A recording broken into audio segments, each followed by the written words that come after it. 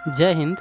आज समझते हैं एम्बेसडर, कॉन्सुलेट और डिप्लोमेट्स में क्या अंतर है और सरकार के द्वारा दी गई हुई पावर को ये किस तरह गलत इस्तेमाल करते हैं। तो इसके ऊपर आज का हमारा फोकस वीडियो है। चलते हैं टॉपिक के ऊपर।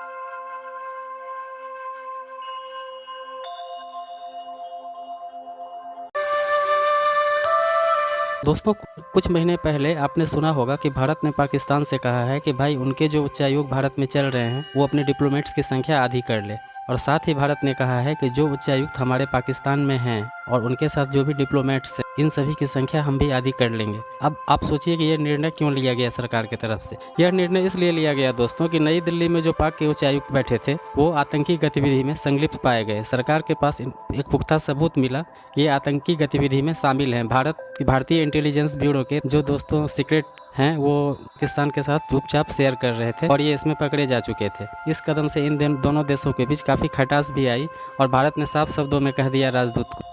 राजदूत कहना वहाँ सही नहीं होगा दोस्तों, हालांकि इसी पे मेरा टॉपिक है। भारत और पाकिस्तान हम एक दूसरे में राजदूत नियुक्त नहीं करते, एक दूसरे देशों में उच्चायुक्त नियुक्त करते हैं। और ये क्यों करते हैं ये इस वीडियो में आपको सारा समझ में आ जाएगा। तो आप जानते हैं दोस्तों कि दो देशों के बीच का जो संबंध होता है उसमें समन्वय कौन बैठाता है? या तो एम्बेसडर, या एम्बेसडर नहीं है तो उसकी जगह उच्चायुक्त होगा, हाई कमीशन होगा। तो इस तरह से दोस्तों समझ में आ गया होगा कि क्यों ऐसा डिसीजन किया गया था मोदी गवर्नमेंट के द्वारा।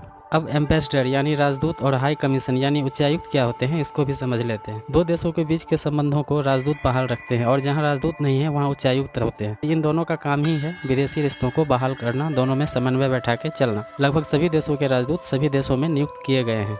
अगर हमारा किसी देश में राजदूत नहीं है तो इसका मतलब साफ है कि उस देश से हमारा कोई रिश्ता नहीं है।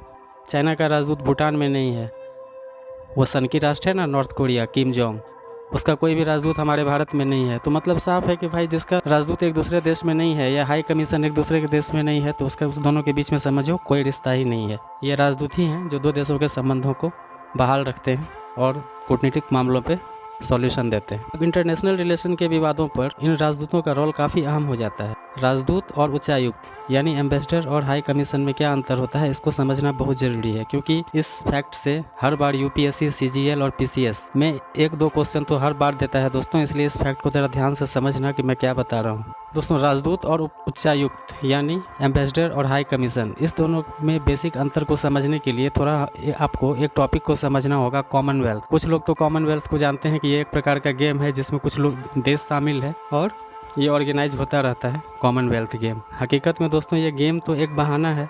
कॉमनवेल्थ को समझने के लिए आप सीधा सीधा समझो, थोड़ा सा आपको पास्ट में जाना होगा कि विश्व का कोई भी देश अगर ब्रिटेन का गुलाम रह चुका है, वो देश जो गुलाम रह चुका है वो कॉमनवेल्थ का सदस्य है। मतलब ये कहीं ना कहीं ये दर्शाता है कॉमनवेल्थ कंट्री कि हम लोग ब्रिटेन का गुलामी कर चुके हैं। अब कुछ लोग कहेंगे कि भैया आप इसको इस वे में क्यों ले जा रहे हैं। तो दोस्तों ये टॉपिक को आप इस पूरा वीडियो को देखो तो आपको समझ में आएगा क्या सच है क्या झूठ है। अब भैया कुछ लोगों को आपत्ति है कि आप इस तरह का लैंग्वेज क्यों कहते हैं कि भाई हम ब्रिटेन की गुलामी किए हुए हैं इसलिए कॉमनवेल्थ का सदस्य हैं। तो दोस्तों क्या ये इतिहास में कोई ये पन्ना आप कोई मिटा पाएगा धरती का आदमी कि हम लोग ब्रिटेन के गुलाम थे?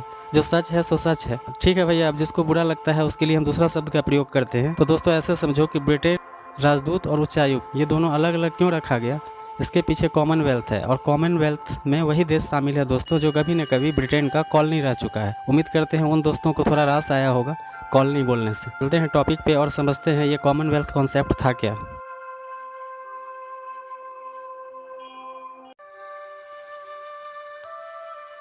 विश्व में जितने भी देश ब्रिटेन के गुलाम थे जब वे आज़ाद हुए तो वो अपना एक संगठन बना लिया। कॉमनवेल्थ ब्रिटेन का क्या दबदबा है इसी को दर्शाता है।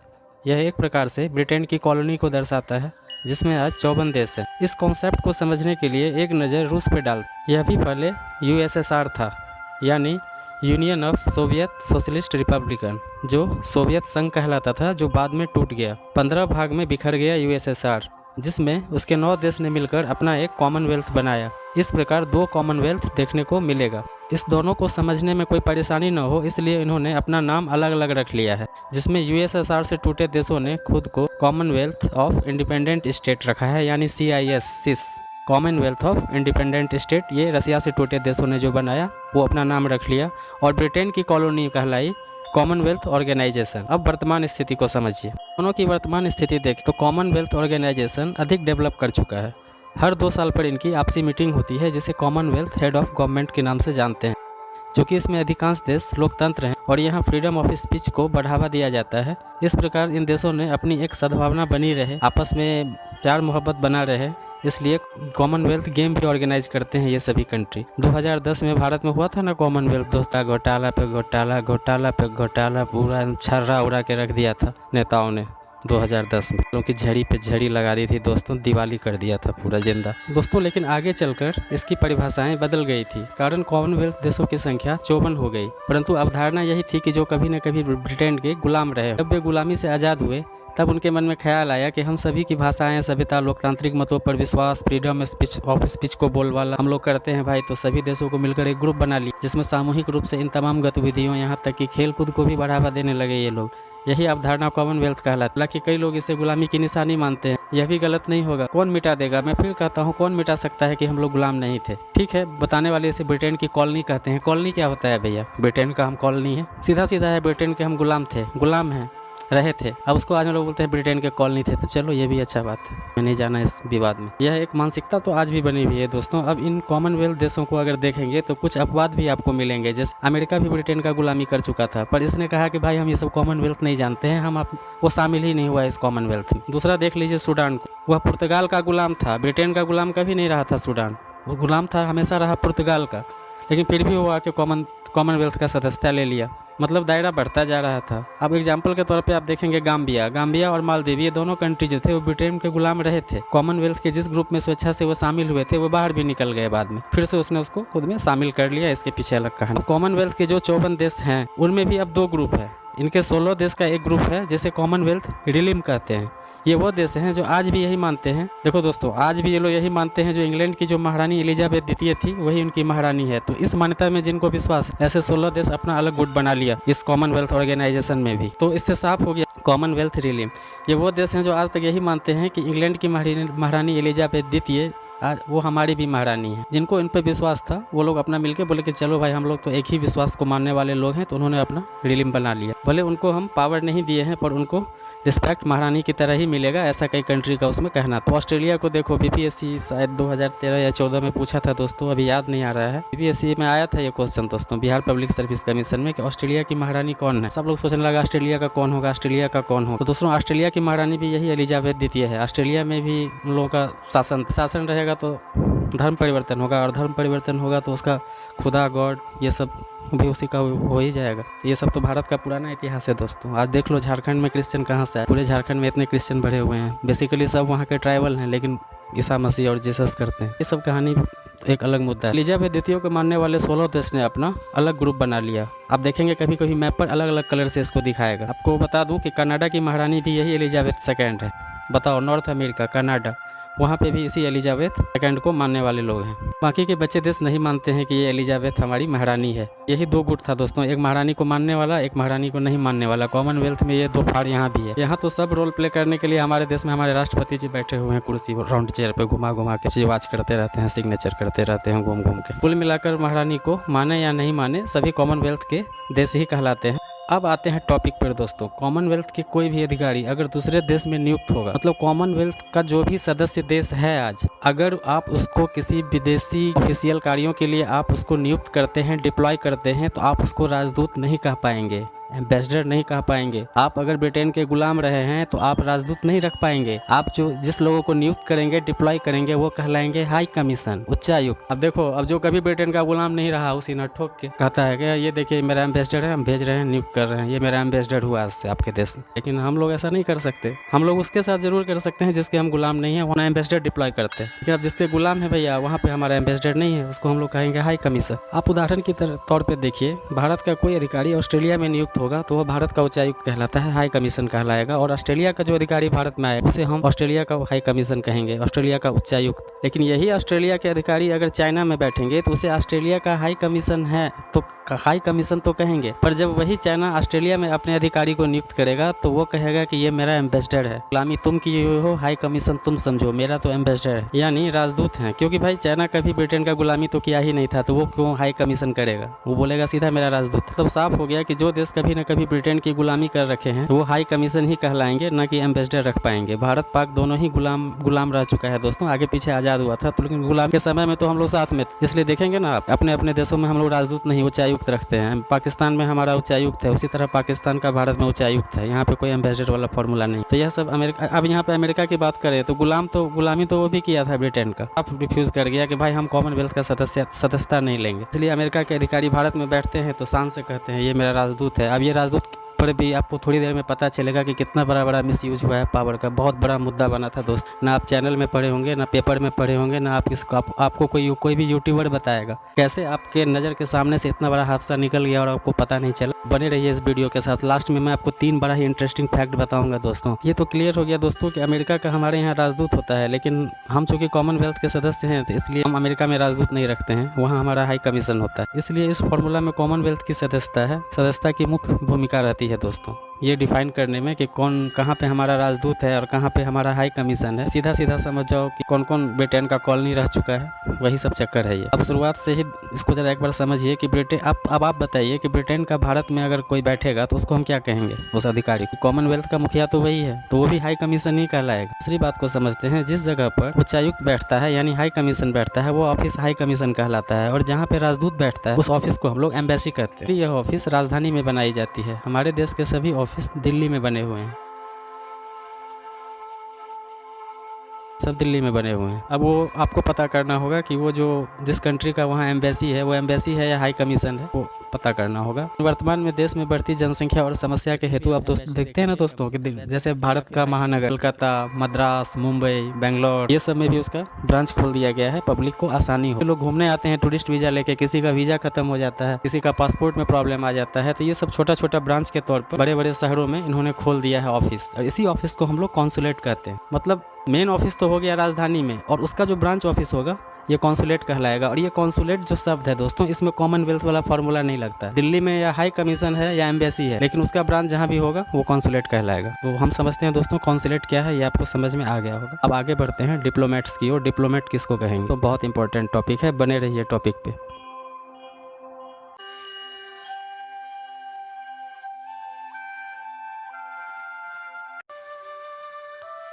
अब ये डिप्लोमेट्स होते कौन लोग हैं इसको समझ लेते हैं। हाई कमीशन हो या एम्बेसडर हो, दोनों इन दोनों का ऑफिस, हाई कमीशन का ऑफिस हमें उच्चायुक्त कार्यालय कहलाएगा, और एम्बेसडर का ऑफिस जहाँ एम्बेसडर बैठेगा, राजदूत बैठेगा, वो हमेशा एम्बेसी कहलाएगा। इतना तो दोस्तों सभी लोग जानते हैं। इस ऑफिस में प्रधान पद पर यही लोग बैठते हैं, या तो उच्चायुक्त, जहाँ हाई कमीशन है वहाँ उच्चायुक्त बैठेंगे, जहाँ एम्बेसडर है वहाँ राजदूत बैठेंगे। ये तो दोस्तों अंडरस्टूड बात। कूटनीतिक कार्यों के महारथी लोग माने जाने वाले होते हैं दोस्तों ये डिप्लोमेट्स। नॉर्मली कोई भी समस्या को चुटकी में सुलझा देते हैं दोस्तों ये, और चुटकी में उलझा भी देते। अब इसमें आपको अगर जाना है दोस्तों तो यूपीएससी इसका एग्जाम कंडक्ट करता है। आईएफएस, इंडियन फॉरेन सर्विस, आप याद रखना, इंडियन फॉरेस्ट सर्विस भी यूपीएससी ही कंडक्ट करता है, लेकिन इसमें जाने के लिए आप इंडियन फॉरेन सर्विस को चूज करना पड़ता है। यहाँ तक तो सब ज्ञान ठीक है दोस्तों। अब आप एक एग्जाम्पल से समझिए।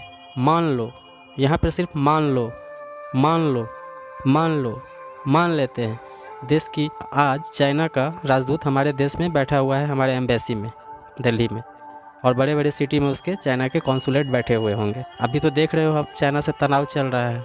मान लो, मैं हमेशा कहता हूँ मानो, एक चीज़ को मानो कि अगर ये घटना होता है तो क्या हो। मान लो देश का लोग जाके उसको दम भर कुटाई कर दिया एम्बेसी में घुस के, कि चल चाइना बॉर्डर पार तो कर नहीं सकते हैं, रुक तुमको बताते हैं। घुस गया एम्बेसी में, मार हड्डी पसली तोड़ दिया। मान लो ऐसा हो गया कोई घटना, तो वो क्या करेगा, हमारा भी जो है हाई कमीशन वो बैठा हुआ है चाइना में, वो चाइनीज़ लोग जाकर उसका हड्डी पसली तोड़ देगा। स्वाभाविक है, तोड़ देगा।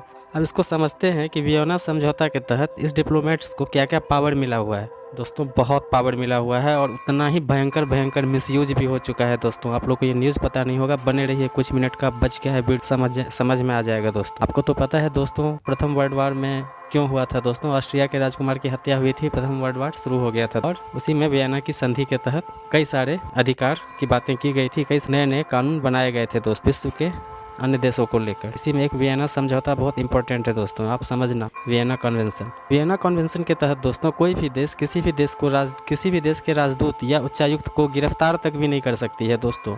चाहे वो खून क्यों नहीं कर दे किसी के देश में, मान लो ये नियुक्त किसी का मर्डर कर दिया, हमारे देश की पुलिस और हमारा देश का कोई भी आदमी उसको हथकड़ी तक नहीं पहना सकता है दोस्तों। आप ज़्यादा से ज़्यादा उसको अपने देश जाने को कह सकते हो। ये मैटर इंटरपोल देखेगा। इंटरपोल आप समझ रहे हो दोस्तों, इंटरनेशनल से शॉर्ट में इंटर और पुलिस का शॉर्ट पोल, तो इंटरपोल इंटरनेशनल पुलिस का शॉर्ट फॉर्म है इंटरपोल। बस इस मामले को सिर्फ इंटरपोल देखेगा। भारत में ऐसा कुछ भी नहीं, कोई भी देश किसी भी देश के राजदूत हो या हाई कमीशन हो दोस्तों, कुछ भी अपराध कर ले A to Z, आप उसको हथकड़ी नहीं लगा सकते, गिरफ्तार नहीं कर सकते, कुछ भी नहीं कर सकते। नो अरेस्ट पॉलिसी की सहमत बनी हुई है इस वियना संधि में। ये मामला हमेशा इंटरपोल देखती है। आज हर देश की जिम्मेदारी है एक दूसरे देश के बैठे जो हाई कमीशन और एम्बेसडर हैं उसको सुरक्षा देना, और देती है। आपको याद होगा पाकिस्तानी हाई कमीशन जो अभी किया था हम लोग के यहाँ आतंकी गतिविधि में शामिल था दोस्तों। सोचो इतना पावरफुल कंट्री है हम लोग, फिर भी हम लोग उसको कुछ नहीं कर पाए, गिरफ्तारी तक नहीं कर पाए दोस्त। अब सोचो मात्र उसको ज़्यादा से ज़्यादा क्या बोले, सरकार क्या बोली, 7 दिन का आपको समय दिया जाता है, इस 7 दिन के अंदर आप भारत छोड़ के पाकिस्तान चले जाइए, बस 7 दिन, इससे ज़्यादा वो कुछ नहीं कर पाया कंट्री हमारा भारत दोस्तों उस पाकिस्तानी उच्चायुक्त के साथ। इतना पावर मिला है भैया वियना समझौता के तहत, यहाँ तक कि अपने ही देश में बने ऑफिस में हम दोस्तों, हमारे देश में जितना भी आप देखेंगे ना एम्बेसी और हाई कमीशन, आप किसी को ऑफिस में आप नहीं घुस सकते हैं या हम नहीं घुस सकते हैं, झंडा भी उसी देश का लगा रहेगा दोस्तों।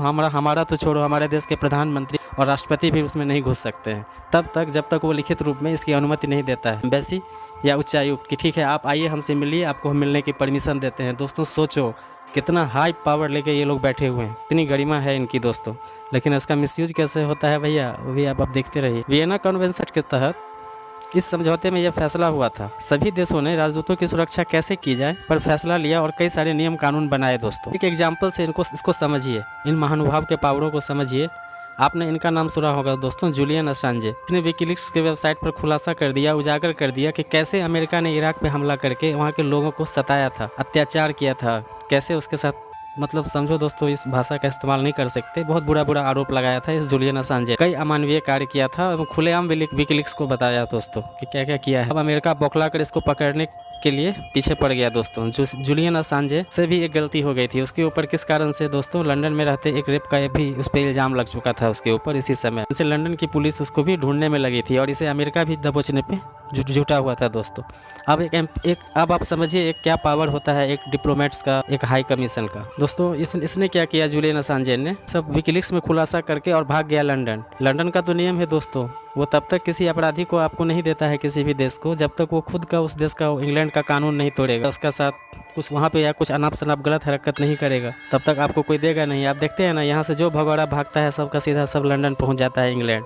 आप किसी का भी ले लीजिए, आप मेहुल चौकसी को ले लीजिए, विजय माल्या ले लीजिए, हाल में नीरव मोदी को देखिए, सबका सब भाग के लंदन में बैठा हुआ है दोस्तों। क्या कर लिए, होगा उसका भी एक प्रोसेस होगा जिसके तहत वो लाया जाएगा, लेकिन फिलहाल इसको देखिए, आप समझिए इस कहानी को, मैं पूरा क्या बता रहा हूँ, कुछ लाइन और बच गया है।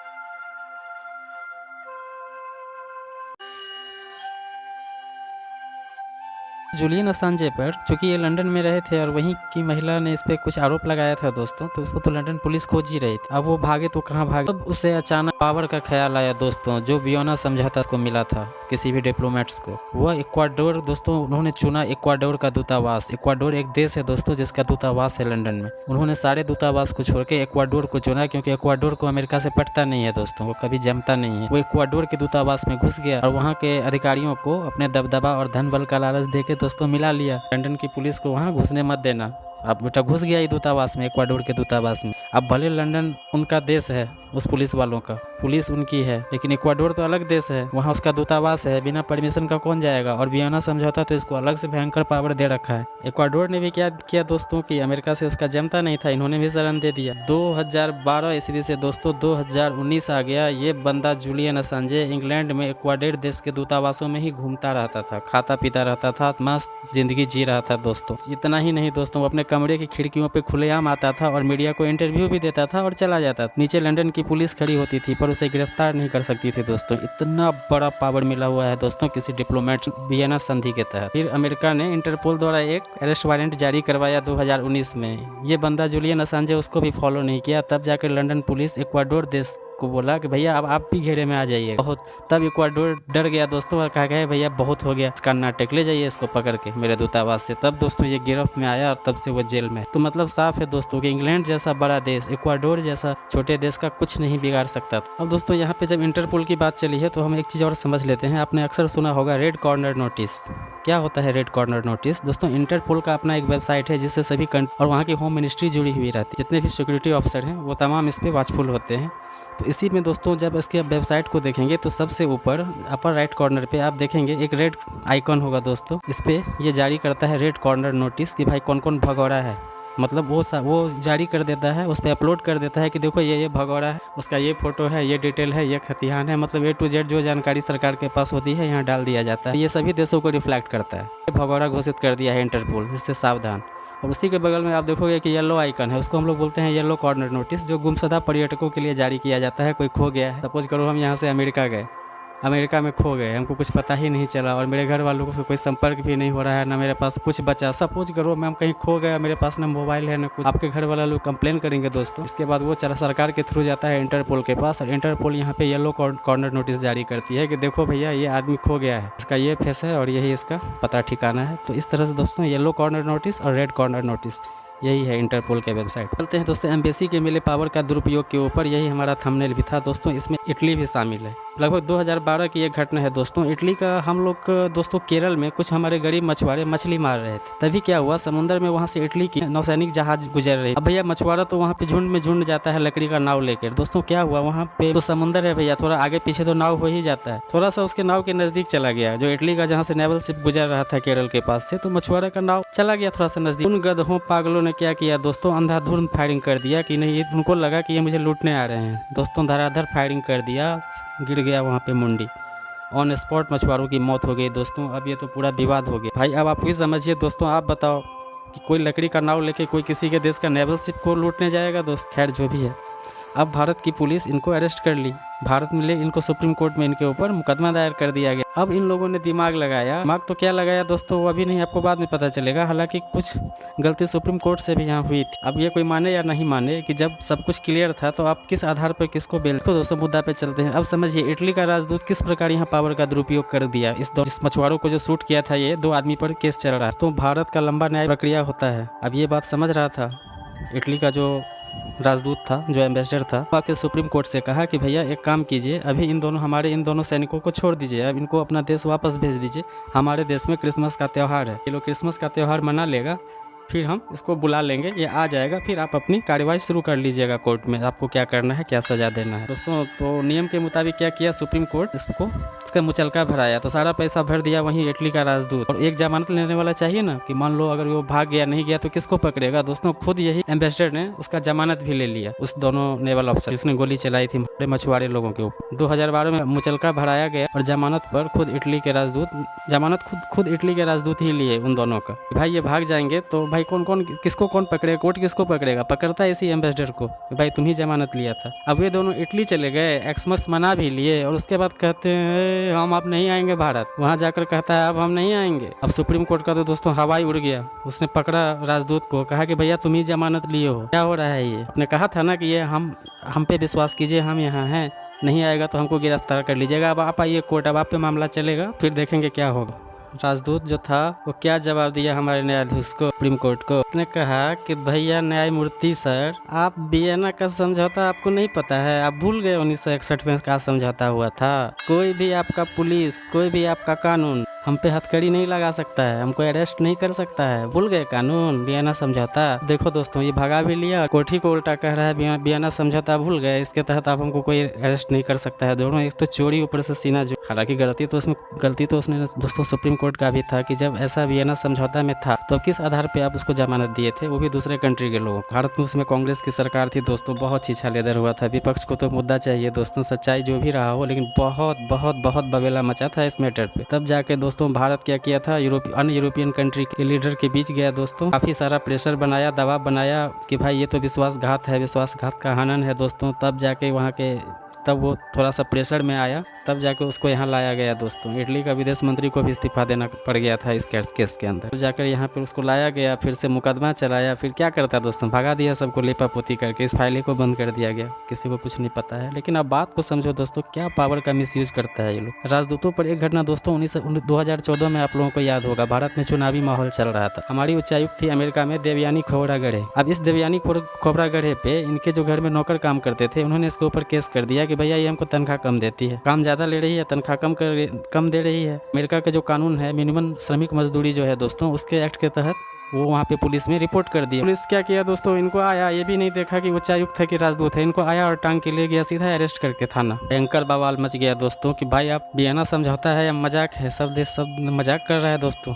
उस वक्त देश में भी चुनाव का माहौल था फरवरी 2014 में, तब जाकर दोस्तों यहाँ भारत की सरकार ने भी कह दिया कि आप बाइज्जत देवयानी खोबरागढ़े को छोड़ दीजिए, और अगर नहीं छोड़िएगा तो इसी समय इमीडिएट इफेक्ट से हम आपके एम्बेसी से, जो आपकी राजदूत हैं नैन्सी पावेल, दोस्तों नैन्सी पावेल अमेरिका की उस वक्त राजदूत थी, उनका संपूर्ण सुरक्षा हम वापस ले रहे हैं। दिल्ली में सारी पुलिस सेफ्टी उनसे दोस्तों हटा ली गई, और साफ कहा कि अगर हमारे भारत की राजदूत की इज्जत नहीं कर सकते तो हम भी नहीं जानते हैं एम्बेसडर क्या होता है, वियना संधि क्या होता है, और आपकी नैन्सी पावेल कौन, उड़बे कीजिए। दोस्तों सारा सुरक्षा वापस ले लिया, और अमेरिका तो दोस्तों यहाँ 72 जगह से दुश्मनी लिए हुए, फिर टेररिस्ट को अच्छा मौका मिल जाता है उसको उड़ाने। तुरंत अमेरिका इमीडिएट इफेक्ट से दोस्तों अपना फैसला वापस लिया, बोला कि तुरंत आप हमारे एम्बेसडर को सुरक्षा दीजिए, हम आपकी देवयानी खोबरागढ़े को छोड़ रहे हैं यहाँ से थाना से। दोस्तों ये होता है पावर एक एम्बेसडर का, एक डिप्लोमेट्स का।